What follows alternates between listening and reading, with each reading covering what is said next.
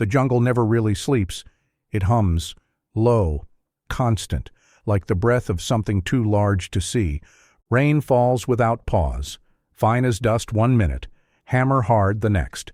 Every leaf drips, every branch shines like wet bone. To the men still crawling through it, the rain is not weather, it's the sound of time giving up. Sergeant Jack Miller can no longer tell if the noise in his ears is thunder or memory. He wipes his eyes with the back of a muddy hand and keeps moving. His fingers are raw. His knuckles split open hours ago. Somewhere behind him, Corporal David Carter drags one useless leg through the waterlogged path, breath sawing in and out. "Jack." David's voice comes thin, torn by rain. "Stop a sec." Jack doesn't. "Keep crawling." He can feel the weight of David's pack tugging at him through the sling he tied around his own chest. Each pull is a confession. He's stronger, yes, but also more afraid. They spill into a depression in the ground, a crater from an old shell, half filled with water the color of rust.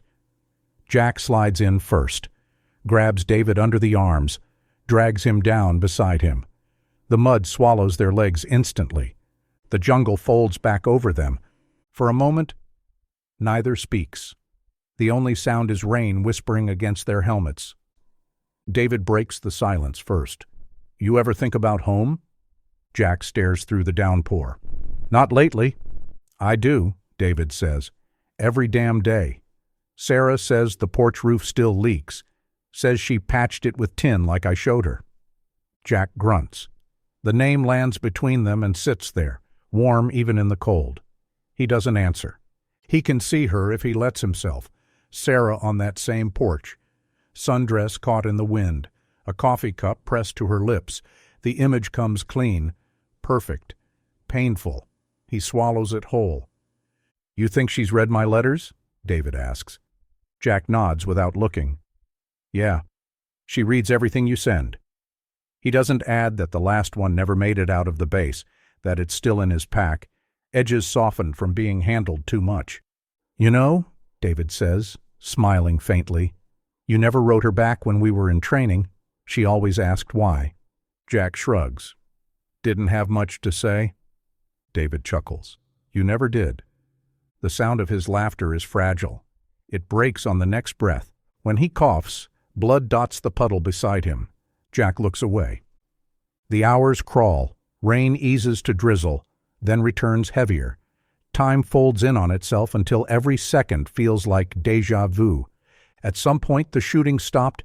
Maybe the others made it out. Maybe not. Jack's world has shrunk to a circle 2 feet wide. Mud, water, the slow rhythm of David's pulse under his hand. He keeps counting that pulse, afraid of the moment it ends. David drifts in and out.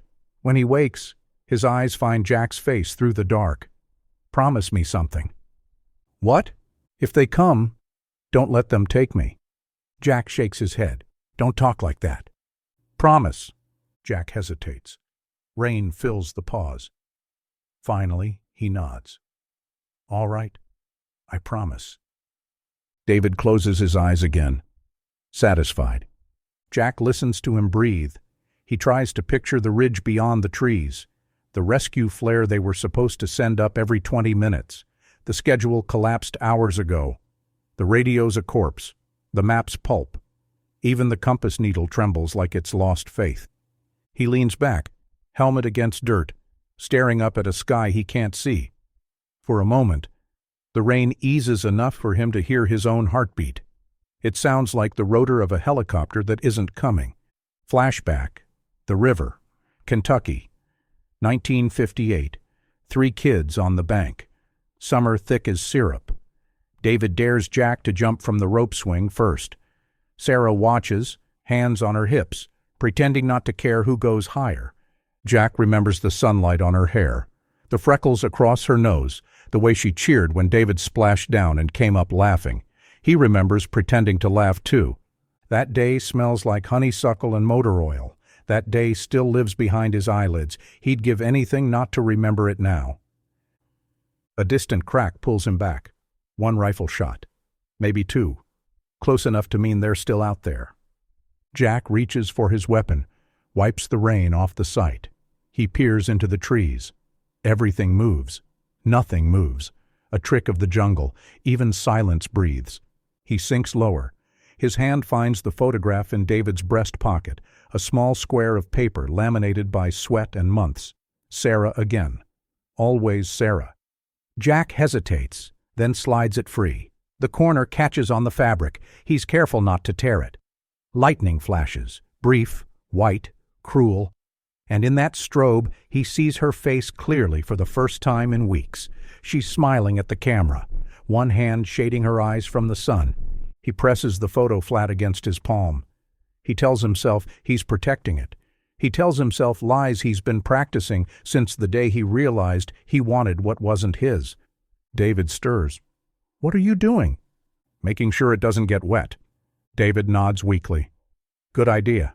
Jack slips the photograph into his own pocket. Over his heart, somewhere beneath the rain, thunder rolls like approval from a god he doesn't believe in. Hours drift. The hole fills higher. Jack keeps bailing with his helmet until his arms shake. "Save your strength," David whispers. Jack stops, looks at him. The younger man's face is ghost pale, lips cracked, eyes glassy but still gentle. Even now, he's beautiful in the way innocence always is, something the world intends to ruin. "You remember the river back home?" David murmurs. "Yeah." "You remember how cold it got in spring?" Jack nods. "This feels the same." Jack reaches out, grips his shoulder. "Don't!" David smiles faintly. "Just saying. I can almost hear it." Jack can too. Suddenly, the gurgle of the Kentucky River replacing the rain. Sarah's laughter echoing off the bridge. The way David kissed her when he thought no one was watching. He was watching. Always watching. He closes his eyes, forcing the image down, but it sticks behind his ribs like shrapnel. Night deepens. The jungle glows faintly where phosphorescent moss coats the trunks. Fireflies drift between the ferns, tiny souls trying to find better bodies. Jack wipes his face. His breath fogs in the cold. David speaks again, voice slurred. "If I don't make it, tell her I tried." Jack swallows hard. "You'll tell her yourself." David's eyes flutter. "You always were a bad liar." Jack almost laughs. It comes out as a tremor. For a moment they sit there, two silhouettes pressed together by necessity and fate. Then a new sound joins the rain, the rustle of leaves, deliberate, close. Jack freezes, listens. Someone or something is moving through the underbrush. He raises his rifle, finger resting on the trigger. The noise stops, lightning again, white, then gone. "Jack? Stay down." A voice shouts in Vietnamese. Another answers farther away. The words mean nothing, but their rhythm means danger. Jack waits, holding his breath. The voices fade into distance, but the silence they leave behind is worse. He lowers the rifle slowly. David exhales. "Thought that was it." Jack doesn't reply. He knows it still might be. He checks the wound again. The gauze is soaked. The blood's thinner now, diluted by rainwater, a bad sign. He looks at David's face, then down at the mud. He's out of options, out of time, out of faith. The part of him that still prays whispers, "Save him." The rest answers, "You can't." The rain thickens. His world narrows to the shape of David's mouth forming his name. "Jack." "Yeah. Don't let me drown." "You're not going to drown. Promise." Jack hesitates, then nods again. David relaxes, eyelids falling shut. The mud climbs higher, creeping past his ribs. Jack tries to push it away and only makes it worse. He looks at the trees, then at the sky. Both look back, indifferent. He hears the same truth he's heard in every bullet and scream. Some men are meant to die, some are meant to live with it. He wipes his face. His hand doesn't stop shaking. A burst of thunder rolls low and far. It sounds almost like his name. Jack leans closer to David, whispering so the jungle won't hear. "We're getting out. You hear me?" David's eyes open again, glassy but aware. If we don't, we will. If we don't, David repeats, firmer. You tell her. I said we will. The words echo too loud. Both men flinch. Jack lowers his head. Sorry. David's hand finds his wrist. Don't be. Jack looks at that hand, muddy, shaking, veins pulsing under skin stretched thin, and knows it's the last thing holding him human. He doesn't pull away. Not yet. The rain slows. The air holds its breath. Jack listens hard, hears nothing but the drip from leaves, the faint hiss of insects. He leans back, closes his eyes. Maybe an hour passes. Maybe 5. When he opens them again, dawn is trying to happen. A gray smear of light filters through the canopy. David's chest barely moves. Jack reaches out, touches his throat. There. Faint. Fluttering. Still alive. Relief hits and fades instantly, replaced by panic. He knows what this kind of breathing means. The body's closing the shop. He looks at the ridge again. Too far. Too steep. Too late. He looks back down. David's mouth twitches like he's about to speak, but no sound comes. Jack leans closer. David's lips form something. Maybe a word. Maybe her name. Then stillness. Jack stares. Time stops pretending to move. He waits for another breath that doesn't come. He counts 3, 4, 5. Nothing. The rain starts again. Gentle this time. Almost merciful. He should be crying. He isn't. He's just tired. He brushes a hand over David's eyes, closing them. Then he sits there, listening to the rain, trying to remember how breathing works. He tells himself it's over. He tells himself he kept the promise. He tells himself he's still the good one. The jungle doesn't argue. The sun never really rises. It just finds thinner parts of the clouds to bleed through. Gray light drips across the treetops like smoke that forgot its way home. Jack stays beside David longer than reason allows. The rain eases, turns to mist, turns to silence. Even the jungle sounds careful now, as if afraid to step too close to the thing it just witnessed. He leans forward, presses a hand against David's chest again. Nothing. The skin is still warm, but warmth isn't life. It's only what lingers when it leaves too fast. Jack pulls his hand back and looks at it. Mud. Blood. Same color, same story. He digs. Not deep. He can't. The ground is too wet, his arms too spent. But he digs anyway, because the body deserves to lie down somewhere that isn't on him. Each handful of dirt feels like apology, half-spoken, half-believed. When the hole is as big as his will, he lowers David in, no words, no prayer, only breath that shakes on its way out. He takes off David's tags, slips them into his pocket next to Sarah's picture. For a moment, the metal and the paper rest against each other like proof and motive. He doesn't think about what that means. He sits back on his heels and looks at what he's done. Rain begins again, soft this time. Patient. It will finish the burial for him. Rest easy, he murmurs, voice hoarse. I kept the promise. The sentence tastes wrong even as it leaves his mouth. He stands. His legs almost fold beneath him. Every muscle in his body hums with the memory of holding on too long.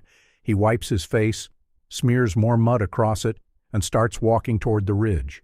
Each step is heavier than the last. The ground sucks at his boots, unwilling to release what it's already claimed. Behind him, the rain fills the shallow grave until the water's surface goes still, a mirror that refuses to show the right man's face. The jungle changes color as he climbs, green giving way to brown, brown to gray. A smell of smoke drifts on the air, diesel, metal, humanity. He hears the low cough of engines before he sees them.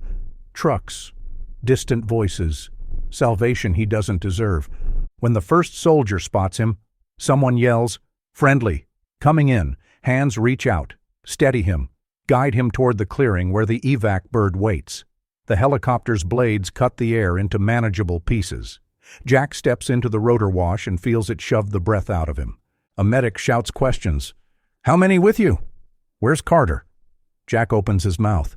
Nothing comes out at first, then, "He's gone." The medic nods. checks a box on a clipboard. The rest is automatic. Water, bandage, blanket. Orders barked to no one in particular. The world resumes like a machine that only stalled for a second. They lift him into the helicopter. The ground drops away. The jungle folds beneath them like a closing wound. Jack looks down once. He can't tell which patch of green was the one. Maybe that's mercy. The chopper banks north. Wind roars through the open door, flattening his hair, drying nothing. He sits against the bulkhead, helmet in his lap, eyes unfocused. Every few seconds his hand drifts to his chest pocket, pressing against the photo like he's checking for a pulse. No one notices. No one ever does. At the base, the sky smells of rain even when it doesn't fall. Men move like shadows between tents, all carrying the same face. Jack walks through them, hearing his own name called, hearing other names that will never answer. He files the report himself. Carter, David A. KIA. Cause, small arms fire during ambush. Circumstances, heavy rain. Limited visibility. Recommendation, posthumous commendation. He signs it with a hand that doesn't shake until afterward. Back in the barracks, he sits on his cot, stares at the form. The words look clean, reasonable. They lie beautifully. He folds the page, tucks it under his duffel. Then he pulls out the photograph. The edges have started to curl. Sarah's smile hasn't. He studies it until the light bulb above him flickers out. Only the afterimage remains, burned onto the back of his eyelids. Later that night, he writes to her. He chooses the words like a man defusing a bomb. Dear Sarah, David was brave. He saved lives. He spoke your name before the end. He asked me to make sure you knew how much you meant to him. He stops. The page looks too white. He wants to fill it with truth, but truth doesn't fit on paper this small. He signs Jack and folds it. He stares at the envelope a long time before sealing it. When he finally drops it in the outgoing mailbag, it sounds heavier than it should. Days stretch into weeks. The monsoon breaks, then returns. The war continues like weather, impersonal, eternal. Jack goes through the motions. Patrol, eat, report, sleep. Men come back, men don't. The roster changes, but the guilt doesn't. Sometimes, when he closes his eyes, he sees the hole filling again. Sometimes he hears David's last breath trapped in the rain. Sometimes he feels a hand on his wrist, even though his own hands are empty. The nights are worst. That's when Sarah's picture feels alive, when the paper warms against his skin as if trying to speak through his heartbeat. He starts talking back, whispers at first, then full sentences. He tells her about the rain, about the smell of gun oil, about the way silence can bruise. He tells her he's sorry without explaining what for. He always stops before dawn. The order to rotate home comes 3 months later. By then, Jack has become a man-shaped habit. He packs slowly, methodically, folding the guilt between shirts so it won't show. When the plane lifts off, he looks out the window at the jungle shrinking below. Clouds swallow it whole. He imagines the mud still there, holding on to what he left. He wonders if it remembers his name. America greets him with sunlight too clean to trust. The airfield smells of gasoline and civility. A brass band plays a song that forgot how to mean anything. Someone shakes his hand. Someone thanks him for service. Someone else hands him a flag folded into geometry. He nods where he's supposed to. He smiles the way a scar does. Reporters ask about heroism. He answers with words borrowed from other mouths. Every syllable feels like counterfeit currency. That night, in the motel room paid for by gratitude, he empties his duffel on the bed. Dog tags, medals, letters unopened, and the photograph. He sets it on the pillow beside him. The woman in the picture stares at the camera as if it's someone she once trusted. He reaches out, touches her face with a fingertip, then pulls back like it burned him. He whispers, "I kept him safe." The lie echoes softly in the air conditioner's hum. Morning. He drives home to Kentucky in a car that smells of dust and fuel. The road winds through fields still wet from last night's storm. Everything looks smaller, as if time exhaled and shrank the world to fit his guilt. When he crosses the bridge into town, he sees the river, calm, indifferent, silver in the new light. It looks nothing like the one that lives behind his eyes. Sarah's house sits at the end of a lane lined with elms. The porch roof still leaks. He can see the dark patch where tin meets wood. She's standing there when he pulls up, hands clasped, face unreadable, as if she's been rehearsing this scene every day since the telegram. He steps out of the car. Neither of them moves closer at first. The air between them feels like glass. "Jack," she says finally. Her voice carries the weight of every unanswered letter. "Sarah." She nods, swallows, looks past him down the road, then back. "Was it quick?" He nods. "Yeah." Another lie, polished smooth. She exhales, eyes shining but steady. "Thank you for being there." He wants to tell her he wasn't. He wants to tell her everything. Instead, he says, "He talked about you right to the end." Her mouth trembles into something that isn't quite a smile. Then he was still himself. Jack looks down. The photograph in his pocket presses against his heart like a question. She reaches out, touches his arm. "Come inside. You shouldn't stand in the rain." He looks up. It isn't raining, but the air feels wet anyway. He follows her through the doorway into the dim house. Every step sounds like thunder in miniature. Inside, the smell is home, soap, wood polish, coffee gone cold. On the mantel sits a framed picture of David in uniform, smiling that same unbreakable smile. Beside it, a candle burned halfway down. Jack stares at it until his vision blurs. Sarah moves through the room quietly, as if afraid to wake ghosts. She pours 2 cups of coffee, sets one in front of him. "You can tell me when you're ready," she says, "or not at all." He nods. His hand shakes when he lifts the cup. The steam hides his face for a moment, his favorite kind of mercy. Outside, the river keeps flowing, same as ever. Somewhere, a church bell rings the hour, soft and distant. He counts each toll under his breath. Old habit, old debt. He sets the cup down, closes his eyes, and lets the silence grow until it fills the room.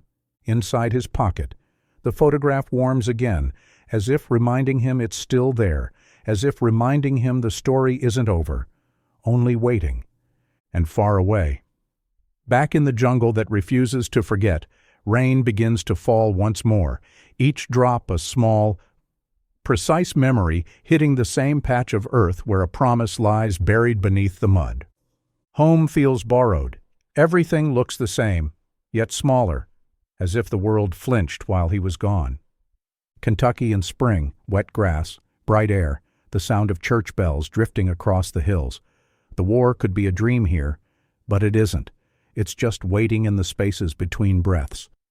Jack Miller drives the 2-lane road to Lexington with the radio off. He can't stand the music. They keep playing songs about coming home, about love waiting. He knows the words, but they feel like lies wearing nice suits. His hands grip the wheel until the knuckles pale. Each passing mile marker feels like another confession he isn't ready to make. Sarah's letter rests on the passenger seat, the one he mailed to himself 3 weeks ago. He told himself he wanted to be sure it arrived. The envelope is still sealed.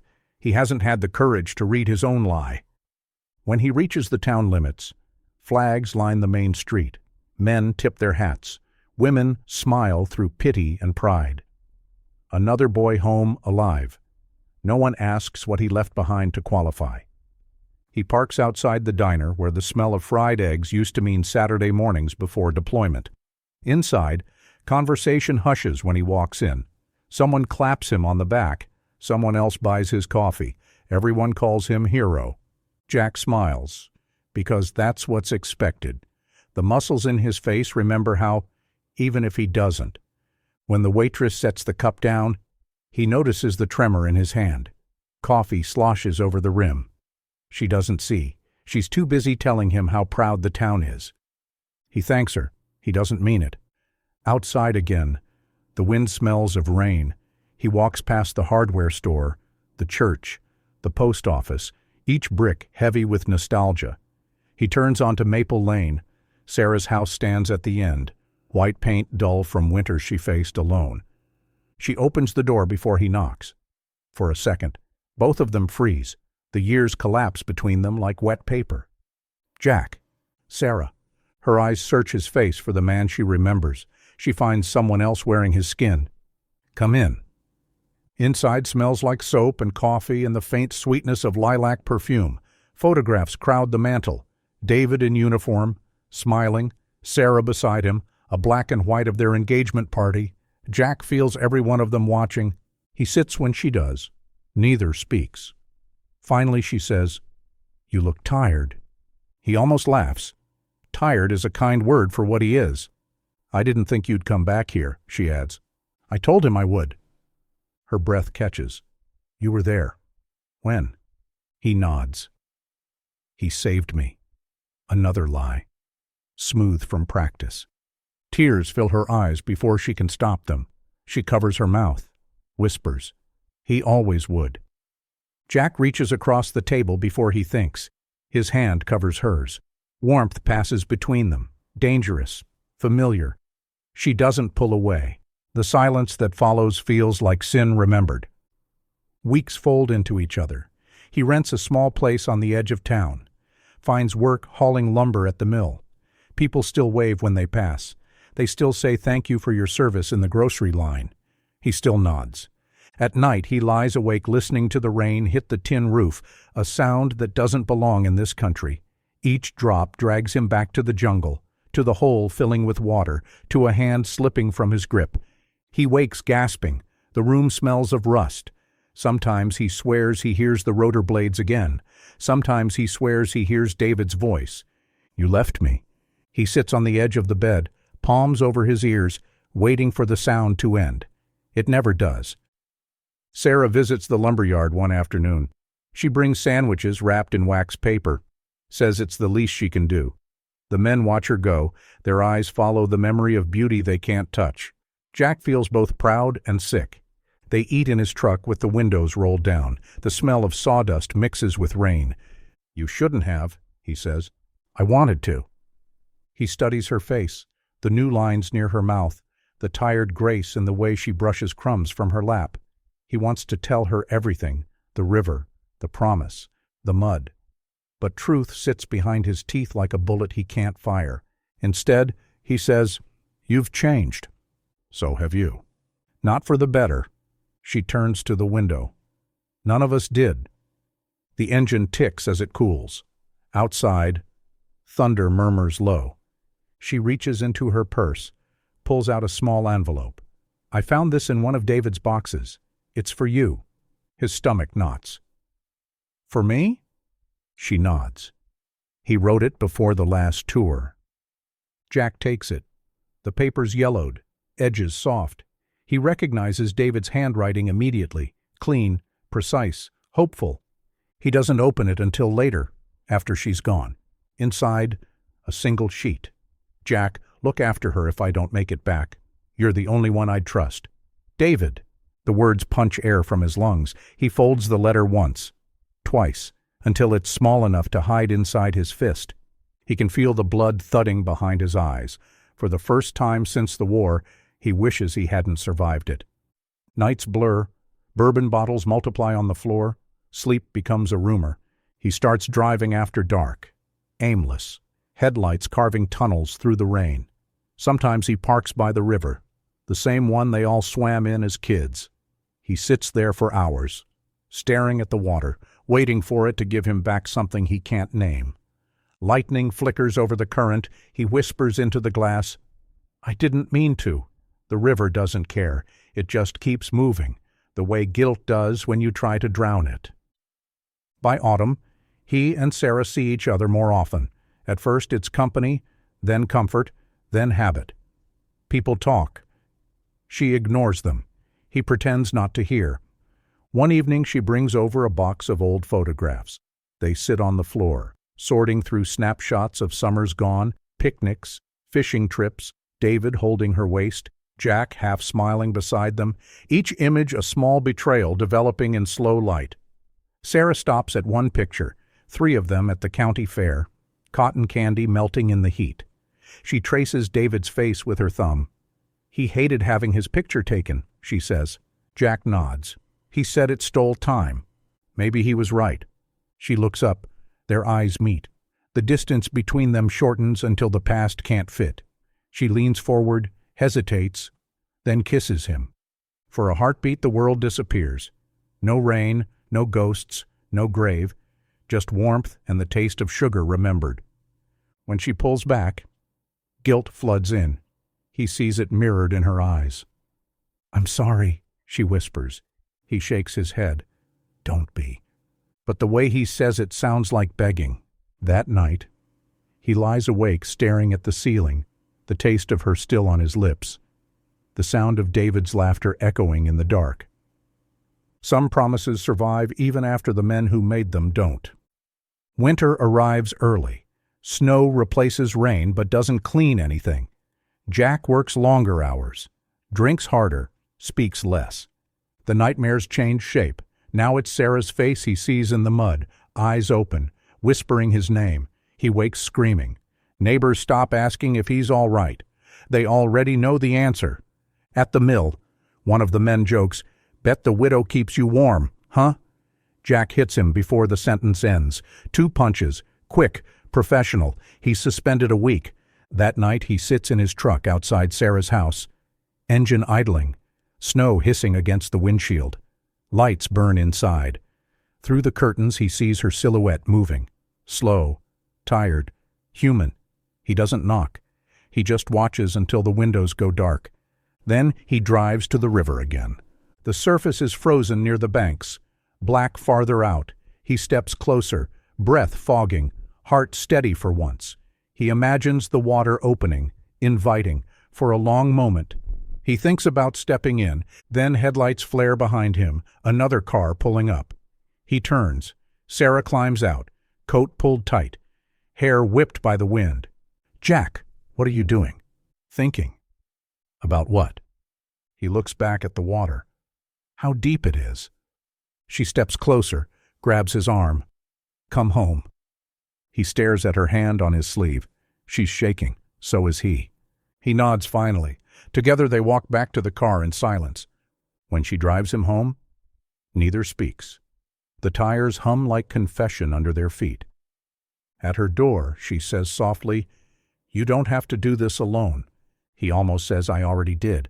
Instead, he says, "Good night." Inside, he leans against the wall and lets out a sound he doesn't recognize, somewhere between laughter and a wound reopening. The new year begins gray and endless. Wind scrapes across the fields. Bare trees creak like old ships. Jack moves through the days as if they're rooms he's already left. Work, whiskey, sleep, repeat, each one quieter than the last. The nightmares return harder now. In them, David isn't dead. He's standing knee-deep in the same hole, water up to his chest, calling out through the rain. Sometimes Jack reaches for him.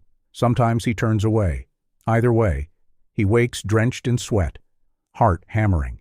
He starts writing letters he never sends, to David, to Sarah, to no one. "I didn't mean to. I thought you'd understand. I thought I could carry both of us." He burns them in the sink before dawn, watching the paper curl and blacken like skin. Spring again. The world thaws, but he doesn't. Sarah still visits. Sometimes she brings food, sometimes silence. They eat on the porch, listening to the frogs by the river. To anyone passing by, they look like a couple learning to live again. To themselves, they look like evidence. One evening, she says, "I keep thinking he'd be mad at me." For what? For not staying sad. He wants to say he'd be glad you're alive. What comes out is, he'd forgive you. Her eyes lift. "Would you?" He can't answer. She nods as if that's answer enough. Later, after she leaves, he finds her scarf on the chair.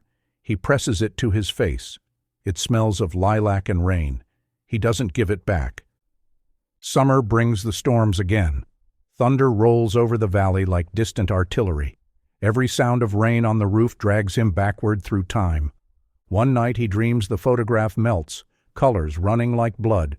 When he wakes, he pulls it from the drawer, intact, dry, perfect. He stares at Sarah's frozen smile until the dawn light turns it into something else. A question. Maybe. A warning. He slips it back into his pocket. It feels heavier every day. July 4th.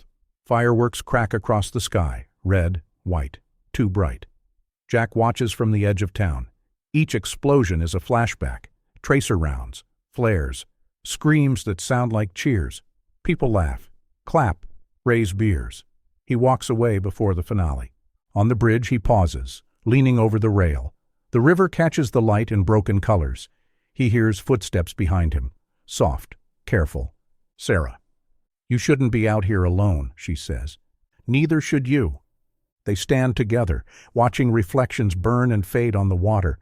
Finally she whispers, "Sometimes I think he's still out there." Jack swallows. "That's what keeps you going?" "It's what keeps me from hating God." He almost tells her the truth right then.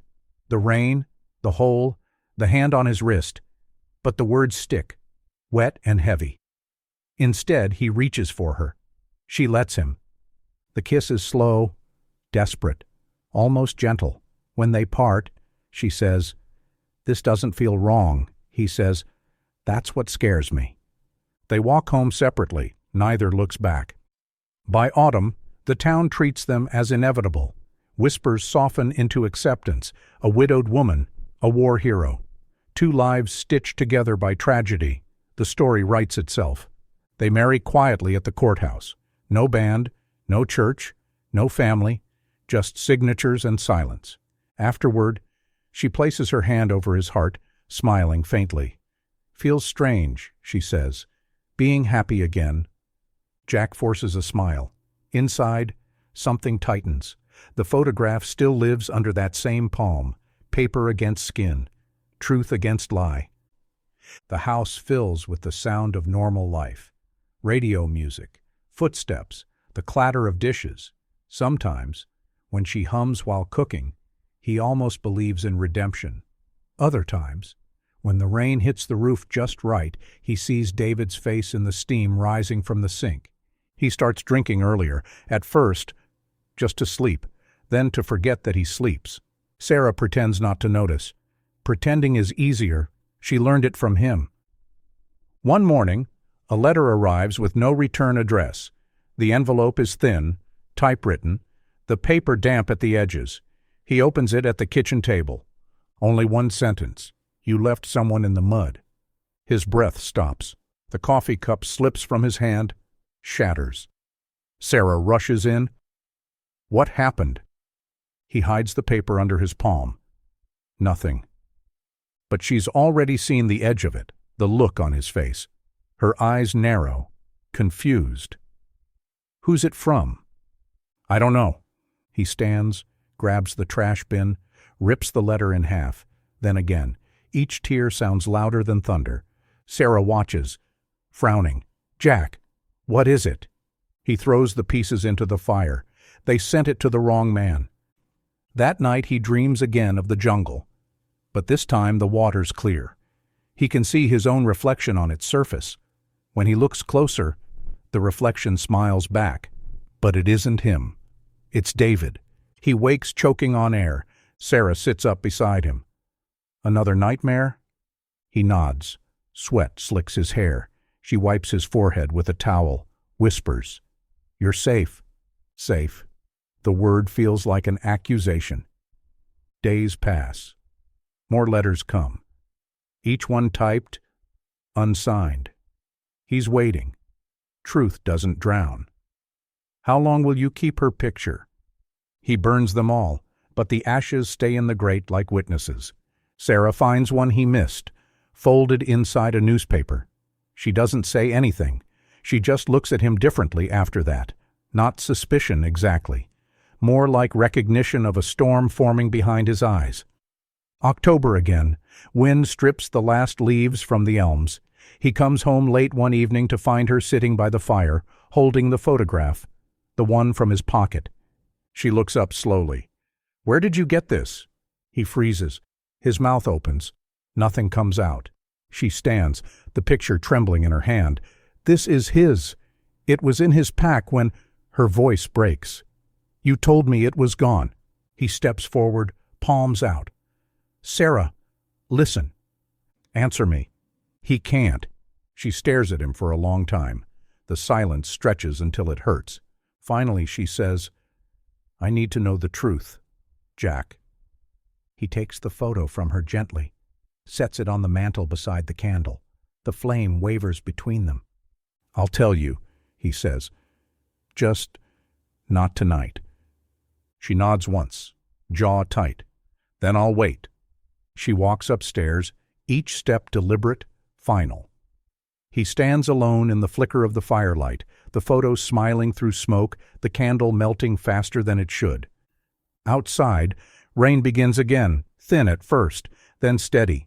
He goes to the porch, lights a cigarette, and watches it fall. Every drop sounds like a footstep coming closer. In the distance, thunder rolls low and long. For a moment he imagines he hears a voice in it, faint, familiar. It says his name. It says brother. Jack closes his eyes. He doesn't open them until the rain stops. The rain has followed him across decades. Even when it isn't raining, Jack hears it, hidden behind ceiling fans, in the hiss of car tires, in the pulse of his blood. He is 50 now. The mirror gives him someone else's face, the same eyes, only dimmer, the same hands, only slower, the same heart, only heavier. The war is a ghost that never learned how to die. The sawmill closed years ago. The town shrank around its absence. Sarah keeps the house bright, fills it with plants, light, and reasons to stay alive. Jack pretends he helps. Most days he just watches the river from the porch, waiting for it to speak first. On a cold evening in November 1988, the phone rings. Sarah answers. Her voice changes halfway through. Surprise, then confusion. When she hangs up, she says, Someone asked if you still drink at O'Connor's bar. Jack frowns. Who? He didn't say. The question hangs in the room like smoke. She turns back to the stove. Jack watches her hands tremble slightly as she stirs the soup. That night he dreams of the jungle again, but this time, the hole isn't empty. Water ripples. A hand breaks the surface. The fingers point straight at him. He wakes before it can speak. O'Connor's sits at the edge of town, the kind of place where jukeboxes die young. A neon sign flickers half a name in the window. OCO. The rest burned out years ago. Jack walks in through the smell of whiskey and nostalgia. The bartender nods without question, slides him a glass. He sits at the end of the counter, back to the wall. Old habit. Rain drums on the roof. Always the rain. He drinks slowly, one hand around the glass like it's the only warm thing left in the world. He tries not to think. That's when the door opens. A gust of cold sweeps through, carrying the smell of wet earth, the kind that clings to boots, to memory. The man who steps in moves like someone learning to walk again. Tall, slight limp, coat too big for him, face half shadowed until he removes his hat. Jack's breath stops, the scar across the cheek, the eyes, one clouded white, one sharp and alive. David. For a moment, no one moves. The jukebox hums through static, then clicks silent. Even the bartender looks up, sensing the weather change. David sees him immediately. He doesn't smile. He just walks forward, slow, deliberate, until he stands a few feet away. Hey, Jack. The voice is rough, deeper, threaded with smoke, but the cadence is the same. Jack's throat closes. I thought you were dead? David shrugs. So did I. He slides onto the stool beside him. The bartender, unaware of history, asks what he'll have. Water, David says. Jack almost laughs. The absurdity of it. The decency. They sit in silence for a minute. The rain fills the gaps. Finally, Jack says, Where the hell have you been? Everywhere they don't ask for passports. David traces a ring of condensation on the counter. Vietnam first, then Cambodia, Thailand for a while. You'd be surprised how far a man can walk when he doesn't know who he is. Jack studies him. The left sleeve hides a burn scar running up the wrist. The posture is careful, like each bone remembers too much. I saw your grave, Jack says quietly. I saw yours too, David answers. Jack flinches. David takes a slow drink of water. They pulled me out of that hole. Villagers thought I was one of them. Nursed me back. By the time I could walk, the war moved on. Papers said the valley was lost. Guess that made it easy for everyone to forget. Jack swallows hard. They treated you all right? David looks at him, the kind of look that doesn't need translation. They treated me better than you did. Silence again. The words hang there, heavy, deserved. Jack starts to speak. Stops. He can't decide which version of the truth would hurt less. Finally, he mutters, I thought you were gone. I tried. David interrupts. You didn't try. You left. Not accusation. Fact. Jack nods slowly. There's nothing left to defend. Outside, thunder rolls. The bartender wipes the counter, glances their way, decides against interrupting two ghosts having a drink. David sets a small envelope on the bar. Faded. Edges worn.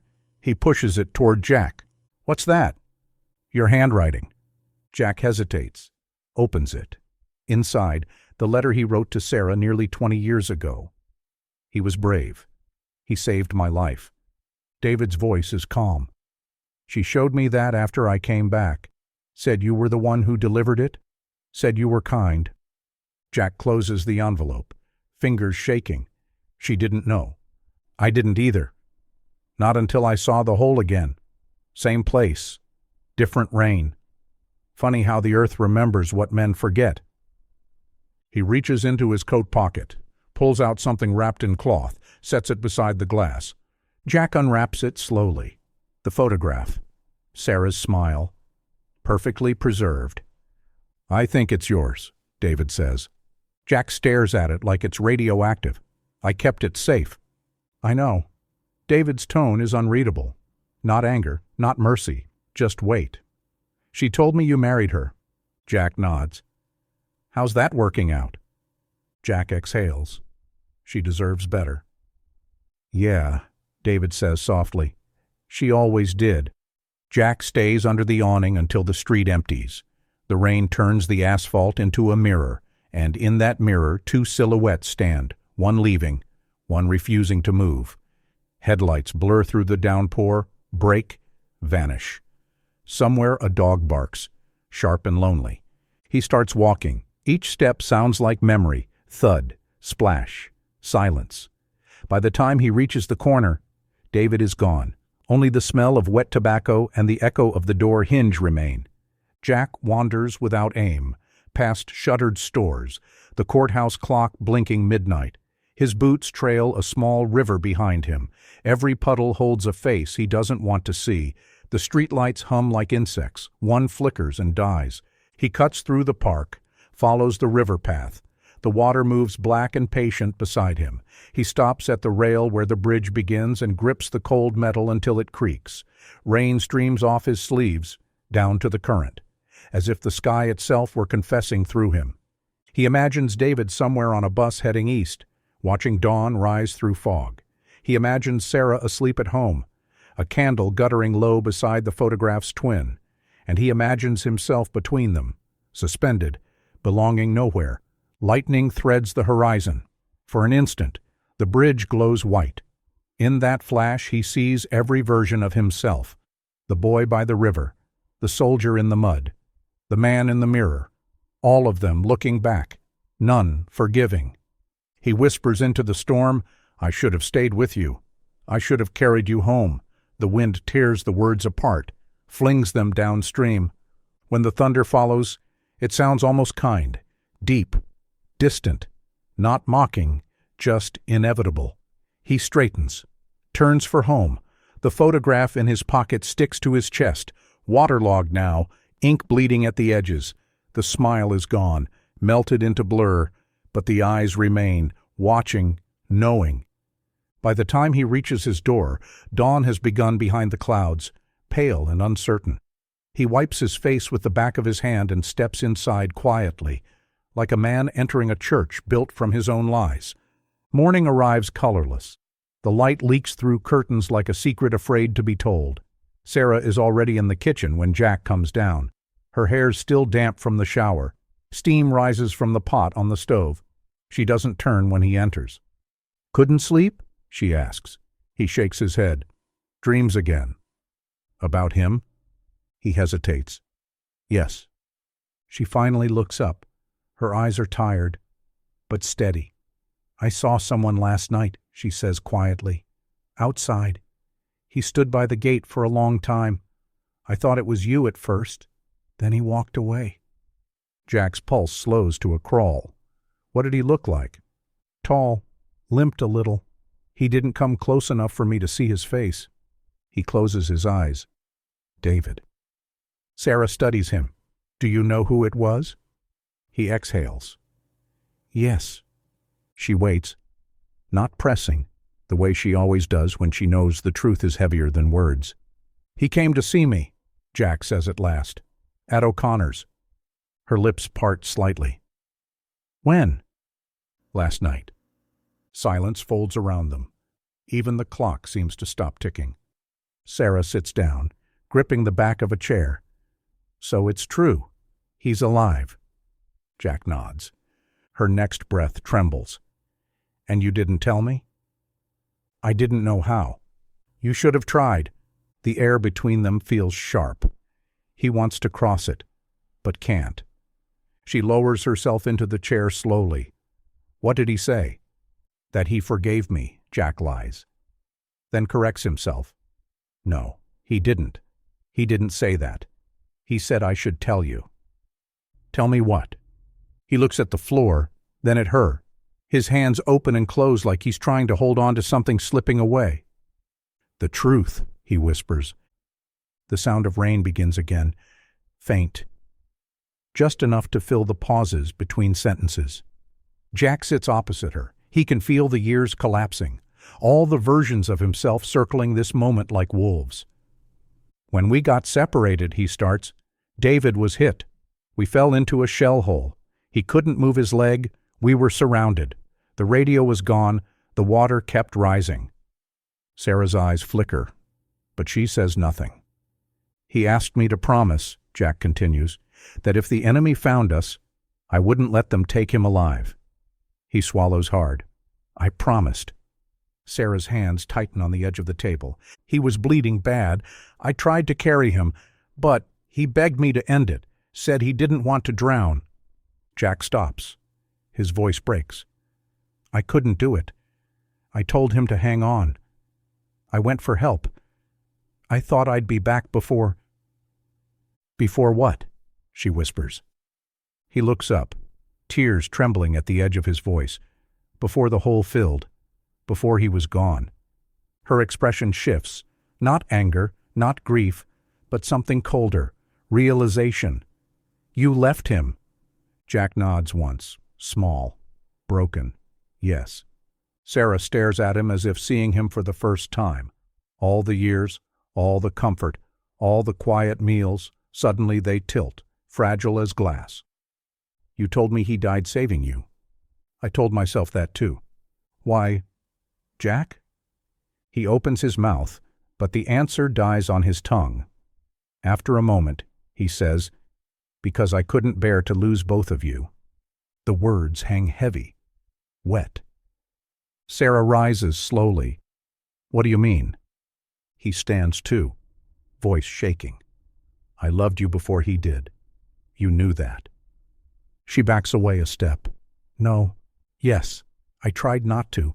But when he was gone, when the letters stopped, you looked at me and I—" He stops, choking on it. "I told myself I was saving you. That's how I made it make sense." Sarah's face pales. "You married me because of guilt?" "No. Because of love twisted into guilt. I thought they were the same thing." Tears blur her eyes, but she doesn't wipe them. She whispers, "You should have let me decide what I deserved." He reaches for her hand. She pulls away. The distance between them now feels wider than the ocean they once crossed. Outside, thunder rolls again, faint but near. Sarah moves to the window, arms wrapped around herself, Her reflection in the glass looks like a stranger wearing her grief. Jack speaks to her back. He's not the same man. Sarah, he's been through hell. He doesn't want revenge. She turns slowly. And you? What do you want? I want to stop lying. Her voice trembles. Then start. He takes a deep breath. When I left him there, I knew what it meant. I told myself I'd come back, but I didn't. I walked away. I heard him calling and I kept walking. His throat closes. I don't even know why. Maybe I was afraid. Maybe I was jealous. Maybe I just wanted it to be over. Sarah's tears fall silently. She shakes her head. And when you saw me after the war, you let me believe that he died brave, thinking of you. Yes. She covers her mouth with her hand. Her shoulders tremble. Jack steps closer, voice breaking. I'm sorry. God. Sarah, I'm so sorry. I've carried it for 20 years. I see him every night. I hear him. I thought if I loved you enough, maybe it would wash away. But it never did. She looks at him through tears. Nothing washes away the truth. Jack, not even love. He nods, tears falling freely now. I know. The clock ticks again, loud in the quiet house. She turns from him, pressing a hand to her chest, breathing shallow. I need time, she says softly. I need to think. He nods. Take all the time you need. She looks back once more. Does he know? Yes. And he came back anyway? Yes. She closes her eyes. Then maybe he came back for me. The words strike like a slow knife. Jack lowers his head. Then you should go to him. Sarah stares at him, searching for resentment, but finds only exhaustion. Where will you go? I don't know. Somewhere quiet. Somewhere it rains. She almost smiles at the bitter irony. He steps closer, hesitant, waiting for permission that will never come. Finally, she says, goodbye, Jack. He nods. Goodbye, Sarah. He packs that night without turning on the lights. One suitcase, a photograph of his unit, not the one of Sarah. He leaves that on the mantel where it belongs. Before leaving, he writes a note, folds it neatly, sets it beside her coffee cup. You deserve the truth. You deserve peace. I'll find mine somewhere else. Outside, dawn is just a rumor in the east. He starts the truck, the engine coughing in protest. The tires splash through puddles that glow faintly under the street lamps. As he drives past the river, the first light catches the water. Mist rises, soft, ghost-like. For a moment, he sees two figures on the far bank, one standing, one waiting. Maybe memory, maybe mercy. He lowers the window, lets the wind hit his face. Somewhere behind him, church bells begin to ring. Each toll feels like absolution he hasn't earned. He whispers into the cold air, I kept the promise, just not the one he made me make. Then he drives on, toward the horizon, toward the rain. The road unspools beneath the truck like a ribbon of drowned light. Fog crawls out of the river valleys, soft as breath. Jack drives until the town lights fade behind him, until only the hum of the engine and the faint percussion of rain on metal remain. He doesn't know where he's going, only that forward is easier than stopping. Each mile pulls a little more weight out of him, yet the cab feels heavier, filled with voices he can't silence. You left me. You lied. You loved her. At a bend in the highway, he slows, spotting a small roadside motel, the kind that glows with one tired neon word, vacancy. He pulls in. The clerk doesn't look up when he signs the register. Room 7. End of the row. He carries no luggage but his guilt. Inside, the air smells of mildew and television static. He sits on the edge of the bed, removes his jacket, and stares at his hands. They're cracked, scarred, ordinary. Hands that once held a rifle, a shovel, a woman's face. Hands that let go when they shouldn't have. Rain begins again outside. Of course it does. He turns on the lamp, writes in the motel notepad. Words that come like confession scratched into the dark. He was alive. He forgave me by surviving. I didn't deserve either. He tears the page out, folds it, slips it into his wallet, not to keep, just to prove he can still tell the truth when no one's listening. A knock startles him. 3 quick taps. He freezes. When he opens the door, rain blows in sideways. A man stands there under a soaked hat, coat dark with water. "Thought I might find you here," David says. Jack stares, speechless. "How?" David shrugs. "Small town. Few roads. You drive like you're trying to erase yourself. Hard to miss."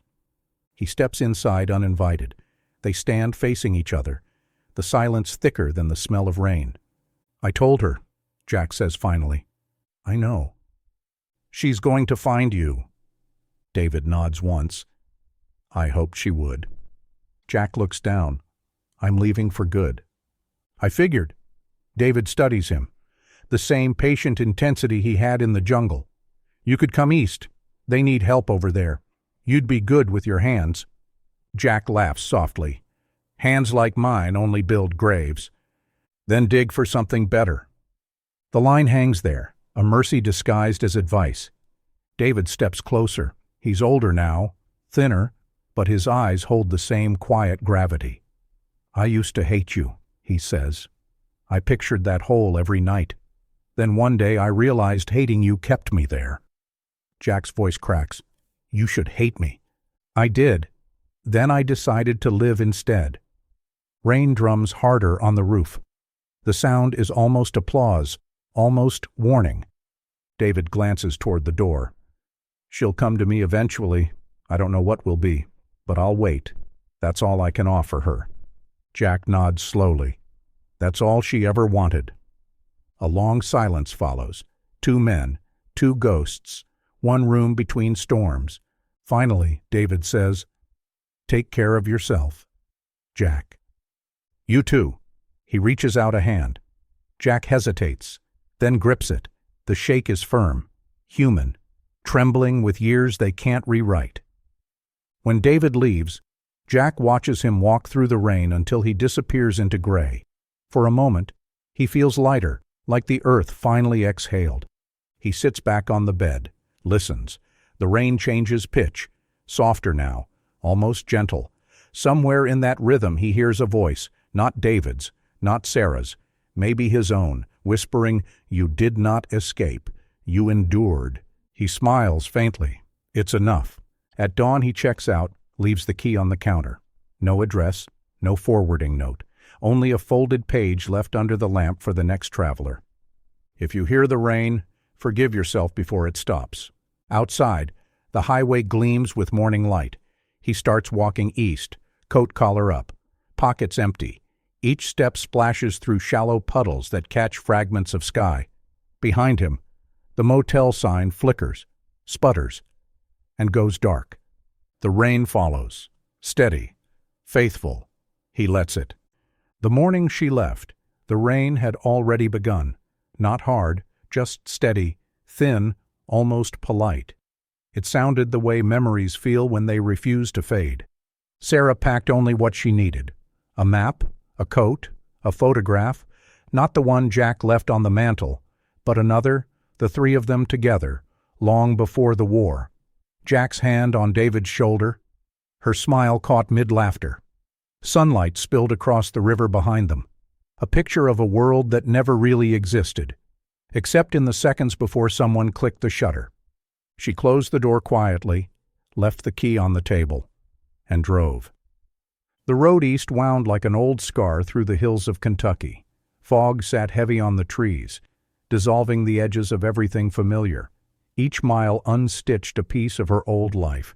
She didn't tell anyone she was leaving. There was no one left to tell. The house had become a shell, quiet, too clean, still smelling faintly of Jack's tobacco and the rain-soaked wool of his coat. He was gone, but not vanished. His note was folded in her pocket. "You deserve peace. I'll find mine somewhere else."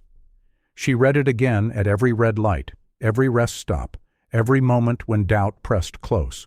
The words were simple, but they didn't sound like goodbye.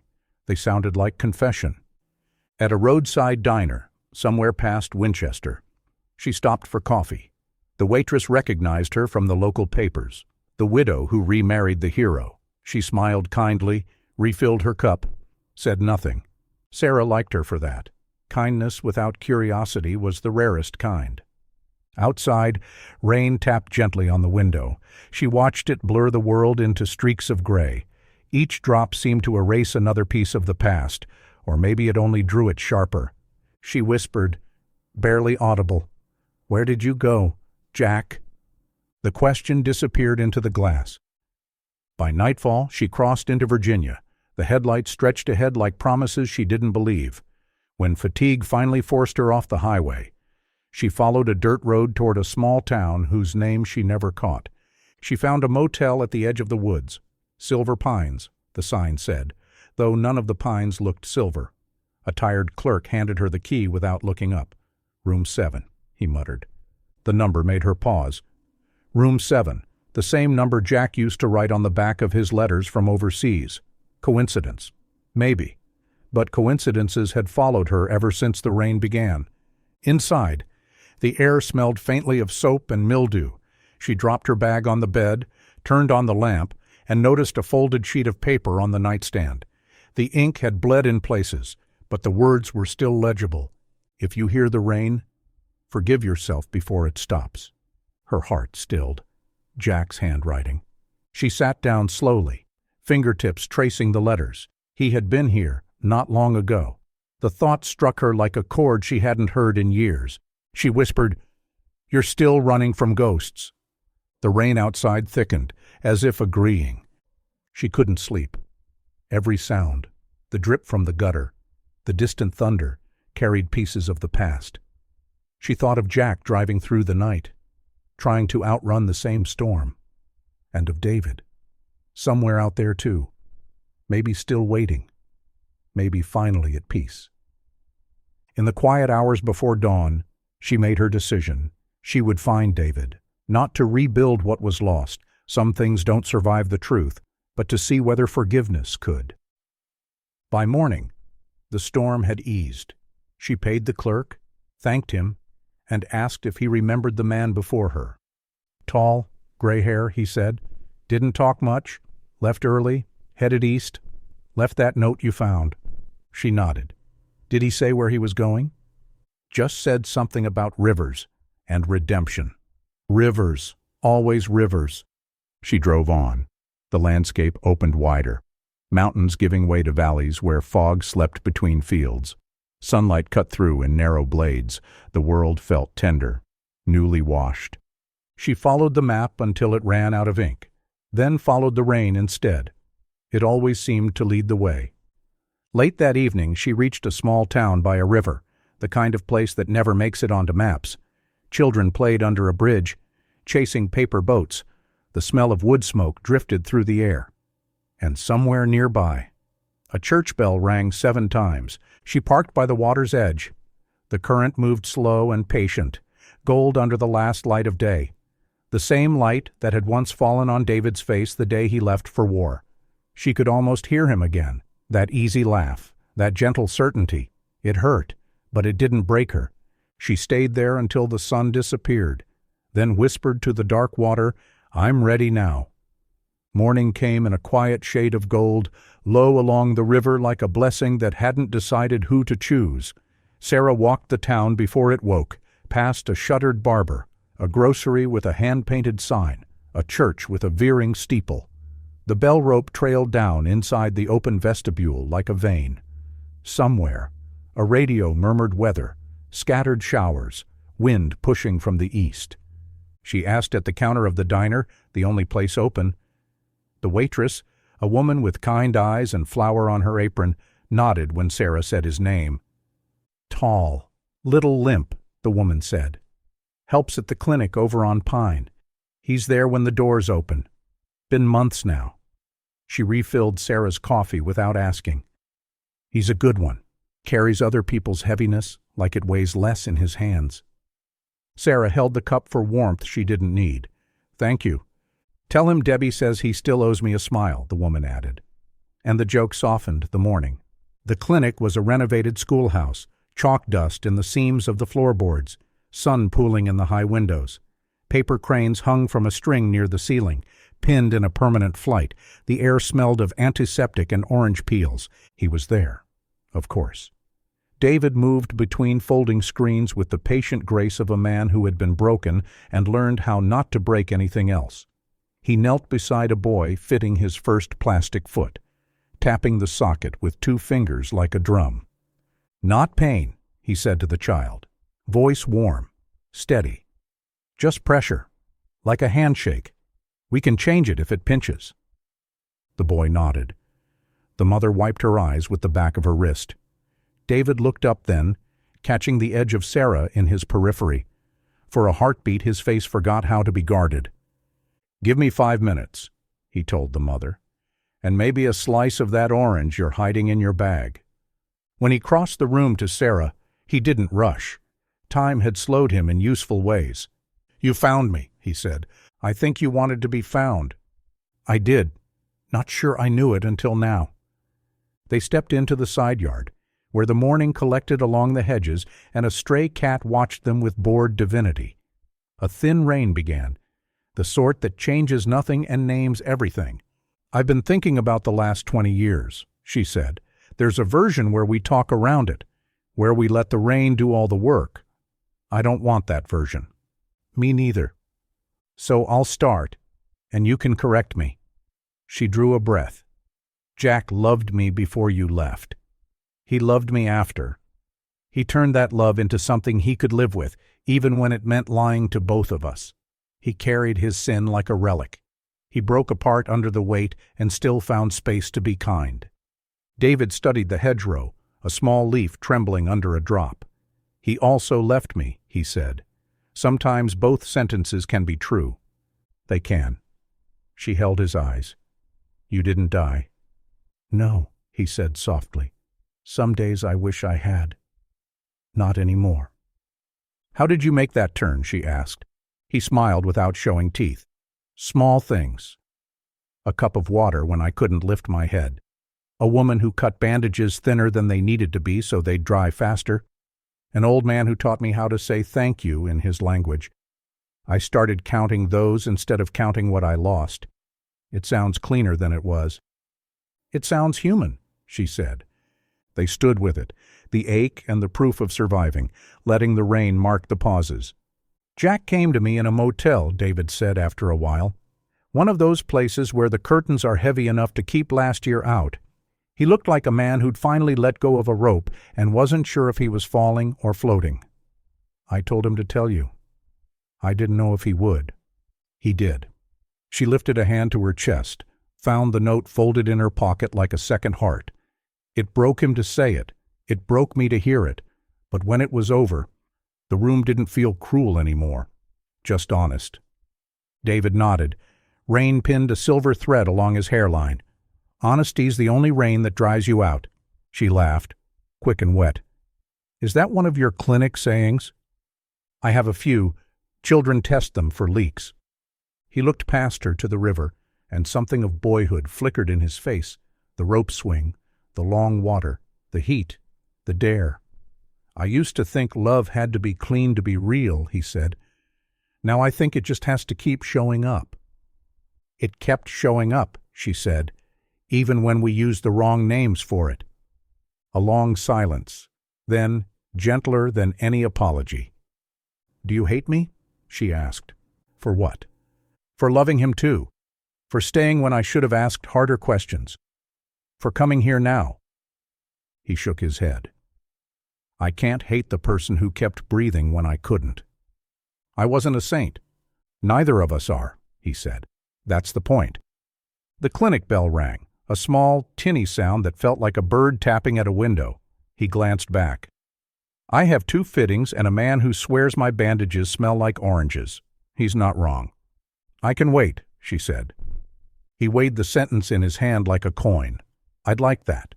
Inside, the boy with the new foot had learned a secret, how to walk without looking like he was trying.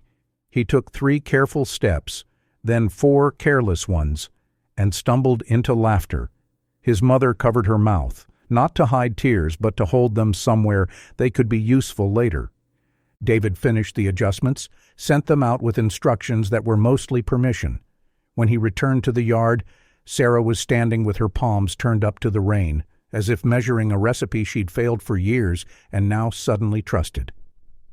"Tell me about your work," she said. He did. He told her about training in Bangkok under a man who refused to wear shoes in the clinic because he wanted the floors to stay honest, about villages that welcomed him like the answer to a prayer and others that regarded him like a debt collector, about the ordinary miracle of teaching a girl to stand without her crutch and the way her brother clapped along with his heartbeat. "And you," he said finally, "what will you do with your mornings now?" "Maybe I'll walk by a river that isn't mine until it becomes mine," she said. "Maybe I'll plant something that grows slowly. Maybe I'll be useless for a while and learn how to forgive myself for it." "Good work," he said. They drifted toward the footbridge at the end of the lane. It arched modestly over a channel where the water quickened and sang. A chalk drawing bloomed on the planks, hopscotch squares fading under the day's weather. Sarah placed her shoe in the first square, toe pointed like a girl in church. "Do you remember the fair?" she asked. "The peaches." He smiled. "You pretended to cool yours before every bite. And you pretended not to watch." The rain softened to mist, then to something between water and air. They crossed the bridge slowly, like officiants of a ceremony neither had rehearsed. On the far side, a bench waited under a willow. They sat, leaving a respectful space between them that closed itself without being asked. "There's a future where we try to be young again," he said. "It doesn't interest me." "Me neither," she said. "I want the one where we are exactly this age, with exactly these scars, answering to exactly these names. Names that know what rain weighs," he said. She turned toward him. "Do you want me to stay?" He didn't rush the answer. "Yes." A car passed on the road. Two children chased it with their attention, then lost interest and returned to their game. The clinic bell rang once more. The clouds thinned just enough for the day to find their faces and read them kindly. She slid her hand across the bench until it found his. Nothing dramatic, no oath, no trumpet. Just skin learning a language it had always known, somewhere upstream. Thunder mumbled. Not a threat, just weather remembering itself. He squeezed her fingers, and she squeezed back, and they sat there while the river practiced the only story it has ever told. This water moves forward. This water makes room. "Debbie at the diner says you owe her a smile," Sarah said. "Let's go pay that debt," he answered. They stood. The bench kept the warmth of them for a moment, then surrendered it to the air. As they walked, a boy on the bridge called out, "Race you to the tree," to a friend who wasn't listening. It didn't matter. He ran anyway. At the clinic door, David paused, thumb rubbing a groove in the wood his hands had made over months of opening and closing. "One more patient," he said.